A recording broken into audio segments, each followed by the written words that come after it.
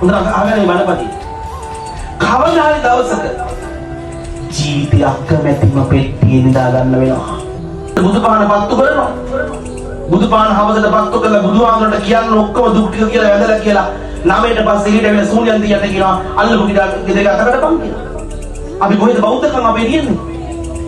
කවදා හරි දවසක හොඳට අහගෙන බලපටි. කවදා හරි දවසක ජීවිතය අකමැතිම පෙට්ටියේ නිදා ගන්න වෙනවා.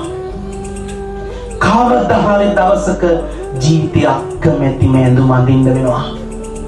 නායකම්, පඬිතකම්, ලොකුකම්, ජඩකම්, වල්කම්, කුහකකම්, ඊර්ෂ්‍යාකම්, දුෂ්ටකම් මේ හැම එකක්ම මරණකම්. මරණින් සියල්ල අවසන් වෙනවා. ඇඳුම් ඇඳලා වැඩක් නැහැ. ඔය ඇතුලේ ඉන්නේ අසත්පුරුෂෙක් නම්.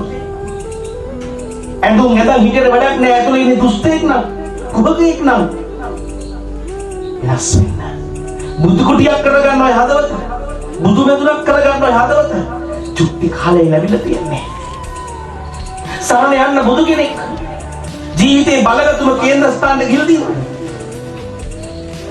සරසුම දැනෙන බුදුන් වැඩ ඉන්න තැන දැකලා තියෙනවද? කොහෙද? ගියත් යන්න දවසක හවසක මාස දෙකකට සැරයක්වත් යන්න ඕන අනිවාර්යෙන්ම. මේ කොහෙද? ඓතිහාසික ද්‍රෝණ ධාතුන් වැඩ ඉන්න රුවන්වැලි මහසෑයට.